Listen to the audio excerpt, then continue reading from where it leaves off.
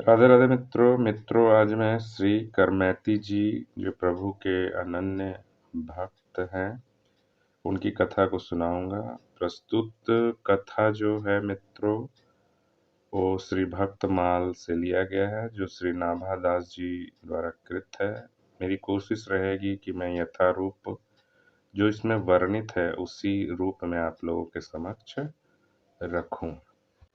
नस्वर पति रति त्यागी कृष्ण पद सो रति जोरी सबय जगत की फांसी तर की तिनुका ज्यों तोरी निर्मल कुल कांतया धन्य पर साजहि जाई विदित वृंदावन बास संत मुख करत बड़ाई संसार स्वाद सुख बात करी फेर कहीं तिन न चही कठिन काल कलिजुग में कर मैती निकलंक रही। श्री करमैती जी इस घोर कली काल में उत्पन्न होकर भी सर्वथा निष्कलंक रहीं। इन्होंने अपने शरीर के पति के प्रति नश्वर प्रेम को छोड़कर आत्मा के पति भगवान श्री कृष्णचंद्र के श्री चरणों में सच्चा प्रेम किया। अपने तर्कों के द्वारा सोच विचार कर संसार के सभी बंधनों को तोड़ डाला। निर्मल कुल कांतया और उनके पिता श्री परशुराम जी धन्य हैं जिन्होंने श्री करमैती सरीखी भक्ता पुत्री को जन्म दिया। सर्वविदित है कि श्री करमैती जी ने घर को छोड़कर श्री वृंदावन धाम में निवास किया। संत जन इनके त्याग वैराग्य और भक्ति की बड़ाई करते थे। इन्होंने सांसारिक विषयों के भोग से प्राप्त होने वाले सभी सुखों को वमन की तरह त्याग दिया। श्री करमैती जी के विषय में विशेष विवरण इस प्रकार है। श्री करमैती बाई शेखावत राजा के पुरोहित श्री परशुराम जी की पुत्री थी। इनका निवास स्थान खंडेला सीकर राजस्थान था। करोड़ों कामदेवों से भी अधिक मनोहर श्री श्याम सुंदर श्री करमैती बाई के हृदय में बस गए थे, इसलिए इन्हें घर और घर के काम काज सब भूल गए थे। नित्य भगवान की मानसी सेवा करती थी। जब यह ध्यान लगाकर बैठ जाती थी तो कई प्रहर बैठे बीत जाते। इनके मन और बुद्धि की वृत्ति सर्वदा श्री कृष्ण की शोभा में पगी रहती थी। विवाह हो चुका था। उसके कुछ दिन बाद आपके पतिदेव गौना कराने के लिए आए। इससे इनके पिता माता के मन में बड़ी प्रसन्नता हुई और वे बड़े चाव के साथ वस्त्र और आभूषणों का संग्रह करने लगे। परंतु गौने की चर्चा सुनकर श्री करमैती जी बड़े सोच विचार में पड़ गई कि अब हमको क्या करना चाहिए। हड्डी और चमड़े से बना यह मानव शरीर प्रेम करने के योग्य नहीं है, अतः इसको त्याग देना चाहिए। पुनः कर श्री करमैती जी अपने मन को समझाती हुई कहने लगी, अरे मन, अब तू मत सो, जाग जा। जागने से ही तेरे भीतर के मैल धुलेंगे। श्री श्याम सुंदर की प्रीति ही सच्ची और सुख देने वाली है। संसार में प्रीति मिथ्या और दुख देने वाली। यदि ब्रजेंद्र नंदन श्री कृष्ण को प्राप्त करने की चाह है तो लोक लज्जा की क्या आवश्यकता। इस प्रकार श्री करमैती जी ने मन से पति देव के साथ न जाने का निश्चय, क्योंकि ये पूर्ण रूप से कृष्णानुराग के रंग में रंगी हुई थी। इनके साथ वही एक श्याम सुंदर श्री कृष्ण ही थे और कोई न था। श्री करमैती जी की बुद्धि भक्ति रस से सरस हो गई थी, अतः वे सबके सो जाने पर आधी रात को घर से निकली। सवेरा होते ही गांव घर में सर्वत्र शोर मच गया कि करमैती का पता नहीं है। पिता माता को बड़ा भारी दुख हुआ। उन्होंने जहां तहां ढूंढा तथा पता लगाने के लिए अनेक उपाय किए। बहुत से लोग चारों ओर दौड़े। जब श्री करमैती जी ने देखा कि मुझे ढूंढने वाले घुड़सवार लोग अब बिल्कुल समीप आ गए हैं, तब उन्होंने वहीं पर मरे हुए एक ऊंट के कंकाल में अपने शरीर को छिपा दिया। भगवान में मन लगा हुआ था, अतः उन्हें विषयी संसार की दुर्गंध ऐसी खराब लगी कि उसकी तुलना में ऊंट के कंकाल की वह सड़ी दुर्गंध सुगंध के समान अच्छी लगी। श्री करमैती जी को ऊंट के कंकाल में ही रहते हुए 3 दिन व्यतीत हो गए। 3 दिन के बाद चौथे दिन ऊंट के कंकाल से निकलकर चली तो आपको तीर्थ यात्रियों का साथ मिल गया। उनके साथ आप श्री गंगा जी के किनारे आईं वहां स्नान कर आपने अपने सब आभूषण ब्राह्मणों को दान कर दिए। उसके पश्चात आप श्रीधाम वृंदावन आ गईं। आपके पिता श्री परशुराम जी आपको ढूंढते हुए मथुरा आए। वहां लोगों ने श्री करमेती जी का पता बताया। तदनुसार मथुरा के पंडों के साथ आप श्री वृंदावन गए। उन दिनों ब्रह्म कुंड पर अत्यंत घना जंगल था। वहां एक वट वृक्ष के ऊपर चढ़कर देखने से श्री करमेती जी दिखलाई पड़े। वे प्रिय विरह में बैठी रुदन कर रही थी। उनके आंसुओं से वहां की पृथ्वी भीग गई थी। श्री प्रियदास जी ने श्री करमेती जी के इस श्री कृष्ण प्रेम का अपने कवित्तों में इस प्रकार वर्णन किया है। शेषावती नृप के पुरोहित की बेटी जानो, बास हो खंडेला करमति सो बखानिए। बसयो उर श्याम अभिराम कोटि काम हूते, भूले धाम काम सेवा मानसी पिछानिए। बीत जात जाम तन बाम अनुकूल भयो, फूली फूली अंग गति मति छवि सानिए। आयो पति गौना लेन भायो, पितु मातु हिये लिए चित चाव पट आभरण आनिए। परयो सोच भारी कहा कीजिए बिचारी, हाड़ चाम सो सवारी देह रति के न काम की। ताते देवो त्यागी मन सोवे जनी, जागरे मिटे उर्दाग एक सांची प्रीति श्याम की। लाज कौन काज जो पै चाहे ब्रज रात सुधोई, अकाज जो पे करे सुधि धाम की। जानी भोर गौना होत सानी अनुराग रंग, संग एक वही चली भीजी मति बाम की। आधी निसी निकसी यो बसी ये मूर्ति सो पूर्ति स्नेह, तन सुधि बिसराई है। भोर भये सोर परयो परयो पितु मातु सोच, करयो ले जैतन ठोर ठोर ढूंढी आई है। चारों ओर दौरे नर आए ढीग ढुरी जानी, ऊंट के करंक मध्य देह जा दुराई है। जग दुर्गंध कोउ ऐसी बुरी लागी, जामे वह दुर्गंध सो सुगंध सी सुहाई है। बीते दिन तीन वा करंक ही में संक नहीं, बंक प्रीति रीति यह कैसी करी गाई ये। आयो कोउ संग ताहि संग गंग तीर आई, तहाँ सो अनहाई दे भूषण बनाई ये। ढूंढत परशुराम पिता मधुपुरी आए, पते ले बताए जाए माथुर मिलाई।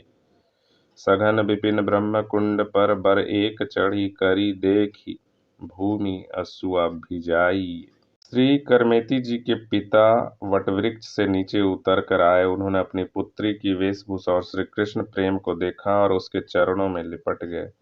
पुनः धैर्य धारण कर बोले, बेटी, इस प्रकार गौने के अवसर पर घर से छिपकर तुम्हारे भाग आने से संसार में मेरी नाक कट गई। मैं मुख दिखाने के योग्य नहीं रह गया। अब तुम चलकर घर में ही रहो, जिससे संसार में हमारी हंसी और निंदा जो हुई है वह मिट जाए। तुम ससुराल मत जाना, घर में रहकर भगवान की सेवा में मन लगाना।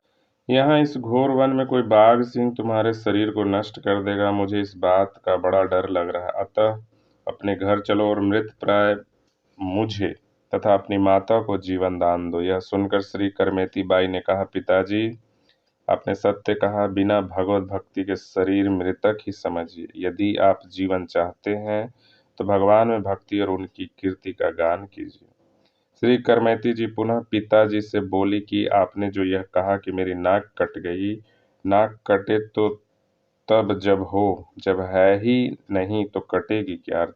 नाक अर्थात प्रतिष्ठा तो केवल भगवत भक्ति है। आप अपने मन में विचारिए, 50 वर्षों से आप विषयों में आसक्त हैं, फिर भी आपको उनसे वैराग्य नहीं हुआ। भोगे हुए विषयों को ही बार बार भोग रहे हैं। मैंने सब भोगों को देखते हुए भी उनको नहीं देखा। मैंने तो केवल एक श्याम सुंदर को देखा है। अतः सब संसार की ओर मेरी दृष्टि नहीं जा सकती। आप भी सब कामों को छोड़कर भगवान की सेवा में ही तन मन और धन को लगाए। श्री करमेती जी के इस उपदेश को सुनकर पिता श्री परशुराम जी का ज्ञान उसी समय नष्ट हो गया। जब वे घर को चलने लगे तब श्री करमेती जी ने श्री यमुना जी से प्राप्त उन्हें एक कृष्ण भगवान की मूर्ति दी। उसे लेकर वे घर को चले आए। श्री करमेती जी ने जो कुछ कहा वह उनके हृदय में आ गया।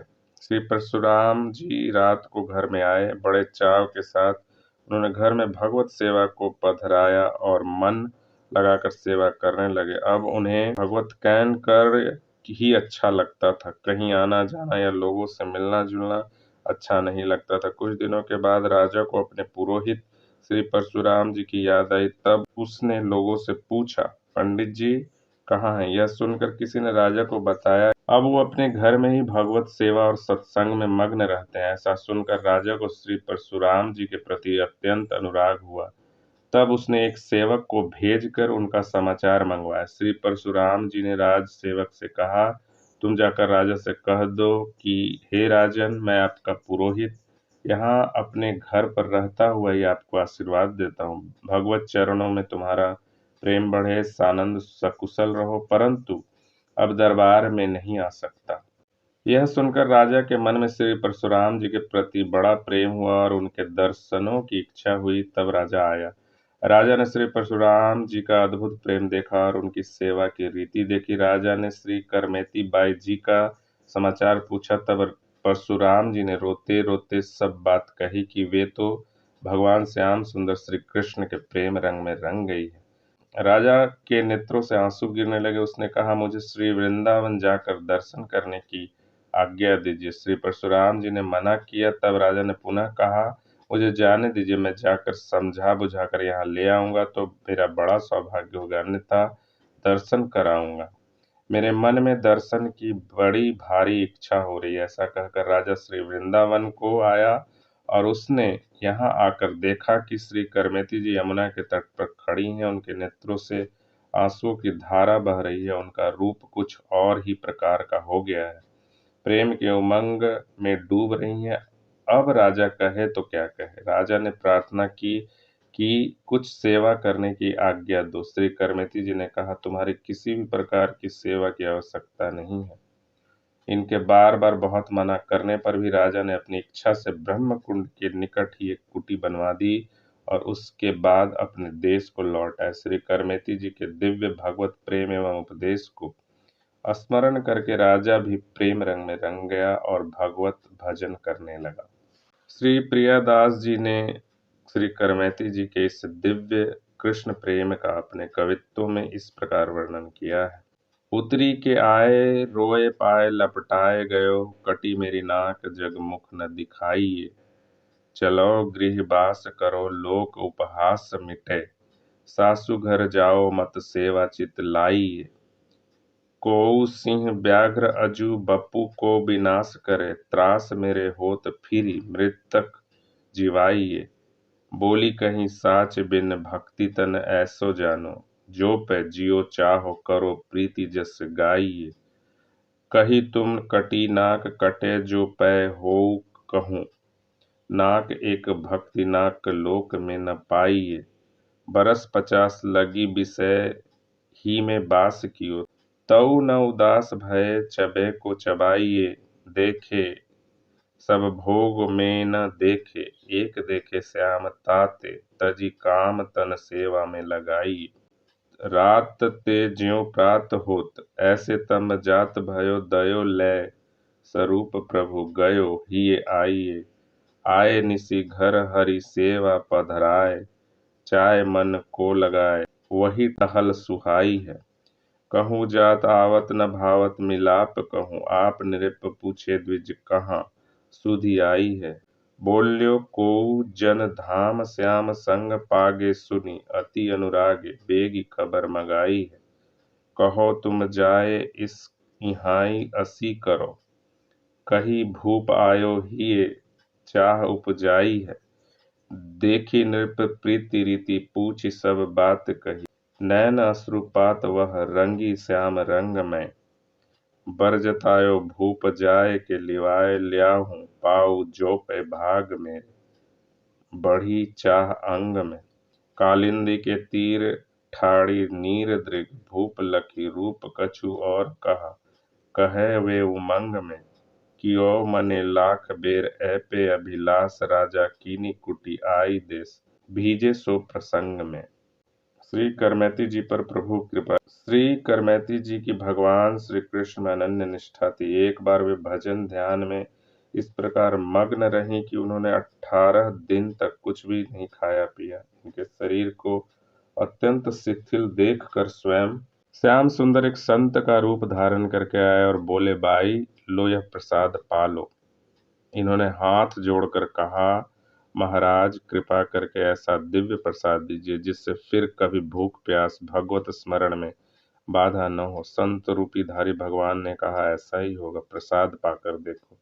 एक ग्रास को लेते ही श्री करमेती जी के मन में बड़ा आह्लाद हुआ। वे प्रभु के चरणों में पड़ गई। प्रभु ने दर्शन देकर कृतार्थ किया। तब से इन्हें भूख प्यास कभी बाधा न करती और प्रभु की झांकी होती रहती। इस प्रकार तपस्विनी करमैती देवी ने प्रभु कृपा से महान तप करके प्रेम में वृंदावन धाम को प्राप्त किया।